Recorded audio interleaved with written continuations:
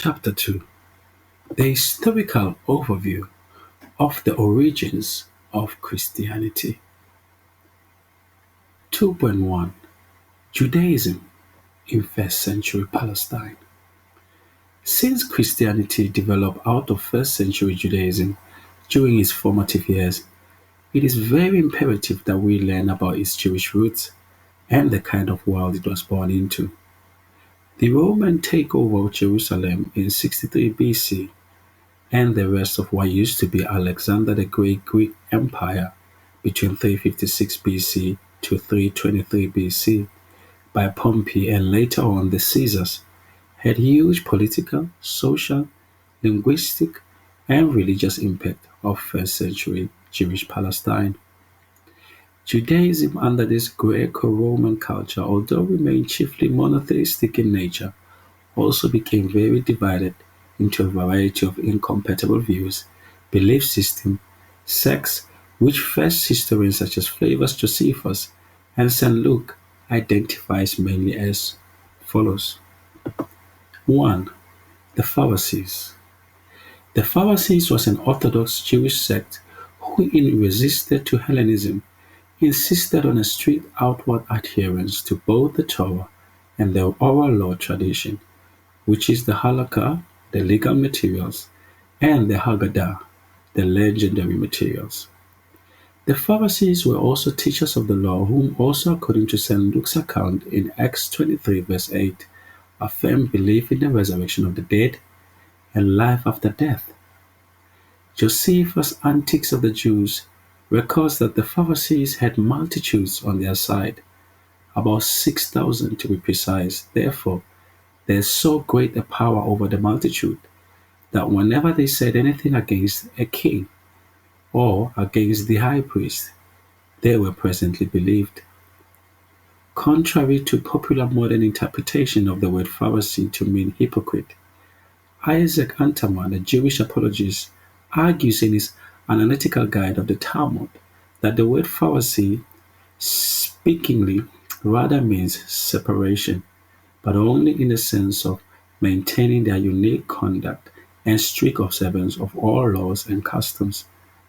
Unterman further contends that it is unfair to accuse all Pharisees of falsehood and hypocrisy because it was only when the Pharisaic movement became well established in the political and religious life that certain elements, not altogether sincere as he puts it, infiltrated their ranks, as is always the case with every large organization.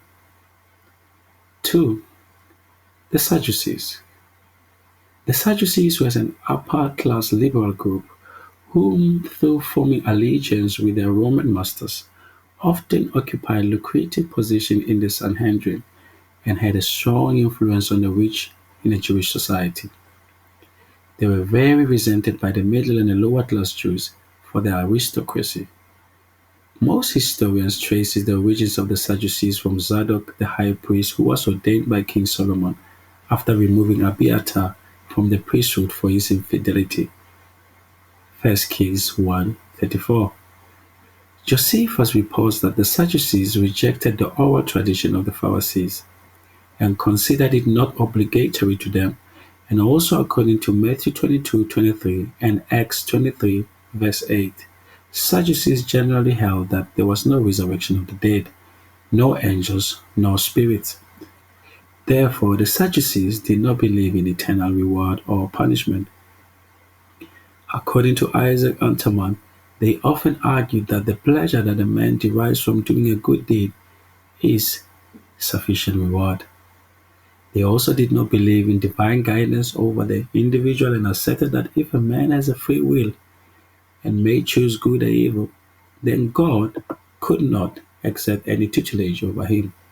Man alone, they reasoned, is a cause of his fortune or misfortune, and no one has any influence over him. 3. The Essenes.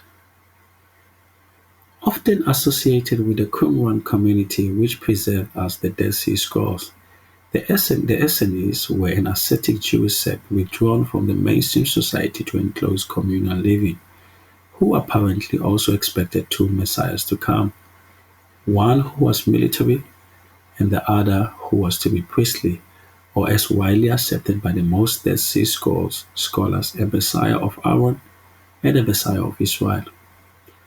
This may probably explain why John the Baptist, who seemed to have had a strong Essene background, would later ask if Jesus was the one to come, or if they were to look for another. Matthew 11 verse 3, even though he had already previously confirmed him as the Lamb of God who takes away the sin of the world in John 1:29. Either way, the Essenes in the first century considered themselves as a much purer form of Judaism, fulfilling prophecy. Ritual cleansing by washing in cold water, baptizing sinners, and celibacy were also some of the common practices of the Essenes. Isaac Anterman explains that because of their fanaticism and isolation, the Essenes gradually became complete ascetics and carried their strict observance of the laws to the extremes.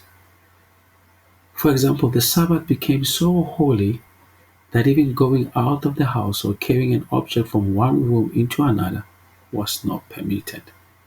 This severity, he argues, made it practically impossible for them to remain living in the cities and everyday society. They therefore sought out isolated and abandoned places and there lived like hermits. 4. The Zealots. The Zealots were a revolutionary movement of Jewish freedom fighters with the slogan, "The Zeal for the Law," founded by Judas of Gamala after the order of the Maccabees dynasty, who incited rebellion and violence to overthrow Roman rule. The Zealots were responsible for the many uprisings in first-century Palestine, with the most notable being probably the First Jewish-Roman War of 66 to 73 CE.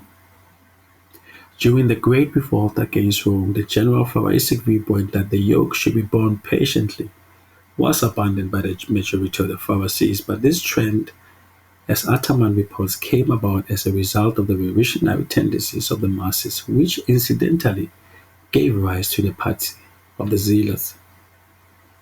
5. The Herodians. Thomas Rogers, in the Panorama of the New Testament, yet identifies another Jewish sect of this period as the Herodians. They were a Hellenic Jewish political party who were proponents of King Herod, the Idumean dynasty in Judea.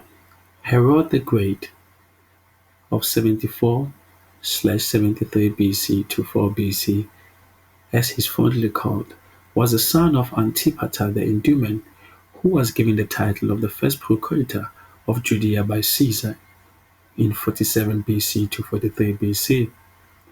Herod the First is often identified as the first Roman-line king of Judea, Samaria, and Galilee. He is celebrated for his stupendous building projects in Palestine such as palaces, theaters, fortresses, the Hippodrome, etc. However, as far as first-century Judaism is concerned, it was his reconstruction, expansion, and consecration of the Great Jerusalem's Second Temple of 516 BC and AD 70 which he is most well remembered for.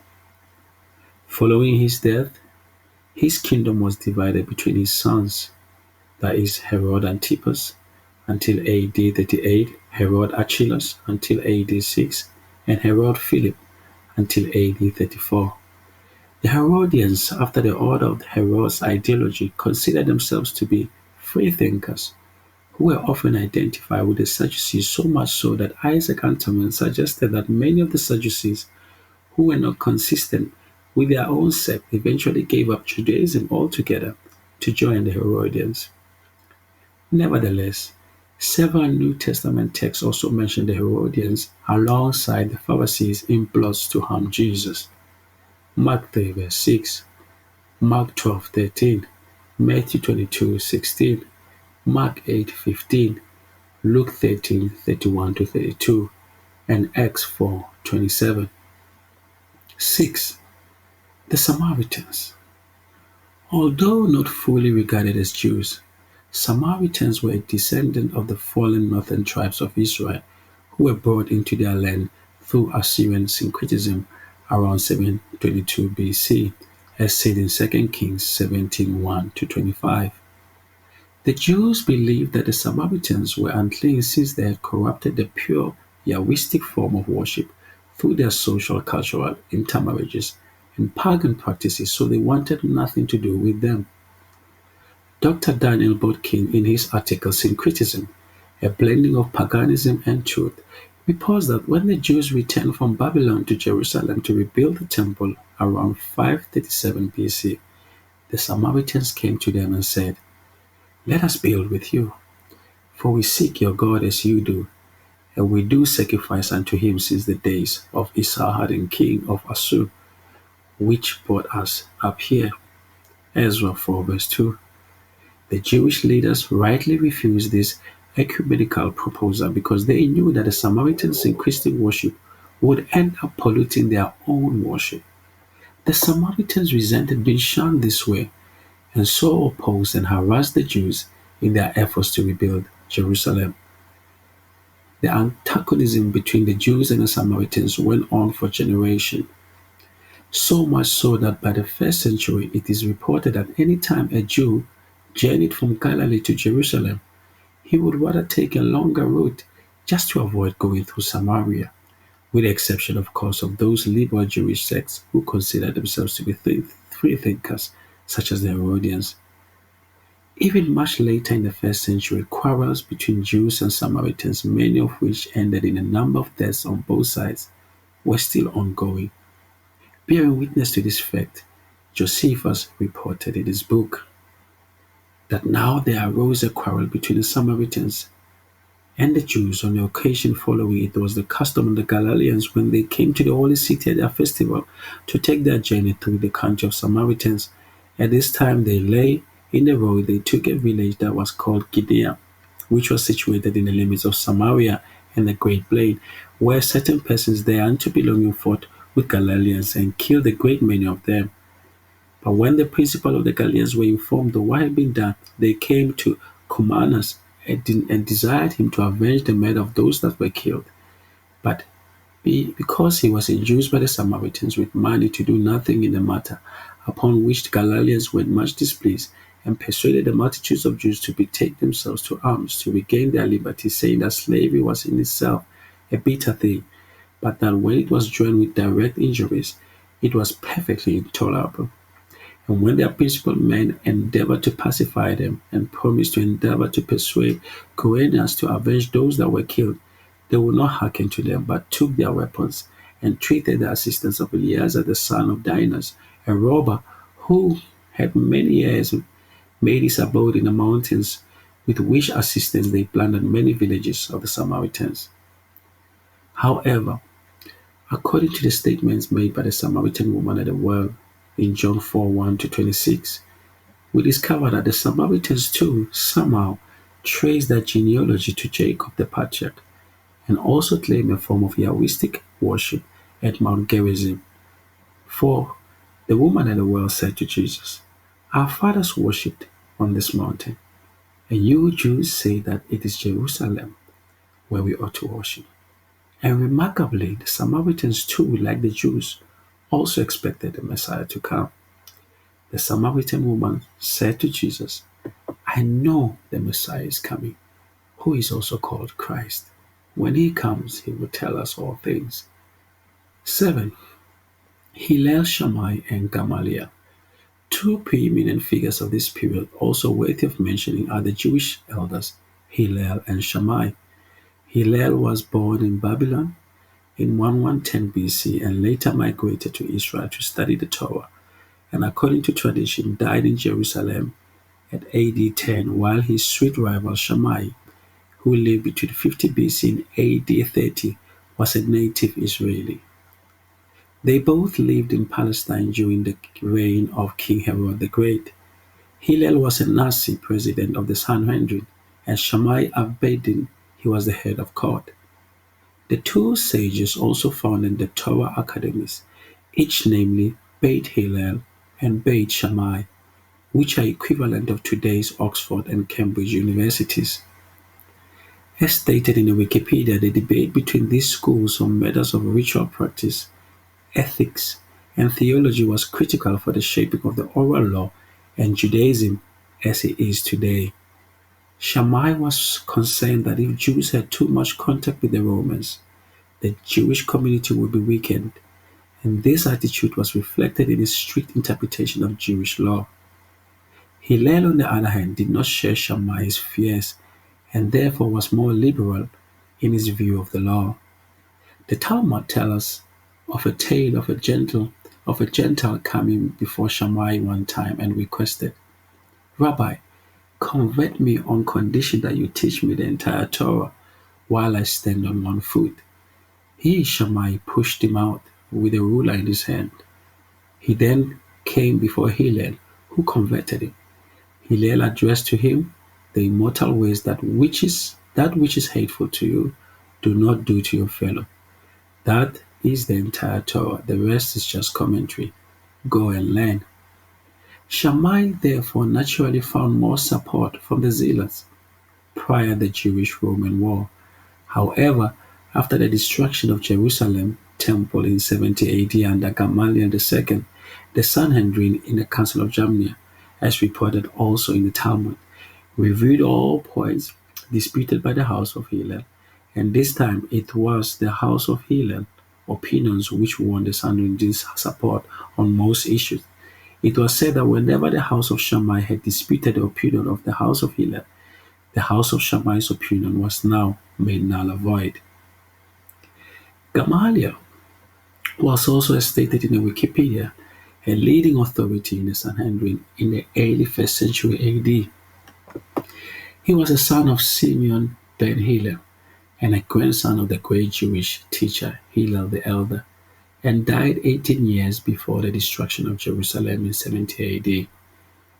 In the Christian tradition, Gamaliel is recognized as a Pharisee, doctor of Jewish law. The Acts of the Apostles chapter 5 speaks of Gamaliel as a man held in great esteem by all Jews, who spoke to not condemn the apostle of Jesus in Acts 5:34 to death, and as the Jewish law teacher of Paul the apostle in Acts 22 verse 3.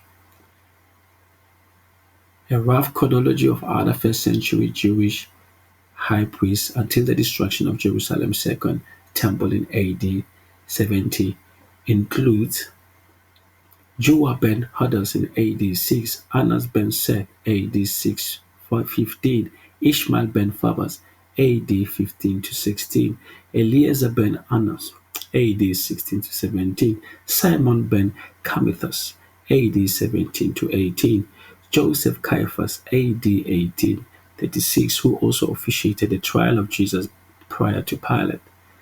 Jonathan ben Annas (AD 36 to 37), Theophilus ben Ananus (AD 37 to 41), Simon ben Boethus (AD 41 to 43), Matthias ben Ananus (AD 43), Elion ben Simon Cathathas (AD 42 to 44), Jonathan ben Ananus (AD 44), Josephus ben Camillus (AD 44-46), Ananias ben Nebedius (AD 46 to 58), Jonathan (AD 58), Ishmael ben Fabas (AD 58 to 62), Joseph Kabiden Simon (AD 62 to 63), Ananas ben Ananas (AD 63), Joshua ben Damnias (AD 63), Joshua ben Gamla (AD 63 to 64), Matthias ben Theophilus (AD 65 to 66), and Phineas ben Samuel (AD 67 to 70). Number 8. Common Jews. However, it is also worthy of note that there was still yet a large portion of ordinary Jews living in first century Palestine who didn't belong to any of the sects or extremes, as they were too busy trying to make a living. For example, Peter, James, and John were just ordinary fishermen when they met Jesus. Consequently, many of these common Jews, as far as the keeping of the Judaistic religious rituals is concerned, were only keen and only when necessary to the observance of just its basic laws, such as the three times daily recital of the Shema, as recorded in Deuteronomy 6 4 to 5, the traditional circumcision of baby boys on the eighth day, the Sabbath day rest and meeting in synagogues, the adherence to the kosher food laws, for example, the restriction of not eating the meat of forbidden animals such as pork, etc., and annual pilgrimages to the temple in Jerusalem during the three main Jewish festivals of Passover, Sukkot, and Shavuot. In spite of all these efforts, Isaac Anterman reports that a great schism between the common people and the Pharisees came about notwithstanding due to the suspicions that ordinary Jews were not altogether particular in the observance of the law concerning the tithes and offerings due to the priesthood. On top of that, most common Jews in the first century Palestine had to face up to the daily frustrations of working hard under Roman rule, paying heavy taxes to Caesar, whilst also overbearing widespread religious corruption within their own priesthood and the Sanhedrin. By way of illustration, Antaman further attests that while the Sadducees accepted the Torah as a foundation, they also failed to erect a structure upon it. Instead, they only managed to preserve the religious ritual but rejected its practical precept. He relays further here that eventually the Sadducees became a party of egoistic and self-seeking magnates who utilized the cult of sacrifices to rob the poor people. Sometimes the Sadducees would stimulate and incite nationalist feelings and other times sell themselves to the enemies and oppressors of the Jewish people. They considered all means justifies if it served their end to grasp power and rule over the people with an iron hand. This, as one can imagine, created a rather very unpleasant social reality for Jews living in first century Palestine, so much so that almost every Jew at the time, whether consciously or unconsciously, somehow looked forward to the Old Testament apocalyptic promise of a coming Messianic type figure who was to bring salvation and deliverance to the remnant of Israel and thereby restore the Davidic kingdom back to its glory days. It is in the midst of all this anxiety, this conflict of interest, and somewhat confusion within Judaism in first century Palestine that the New Testament unveils the Christ event.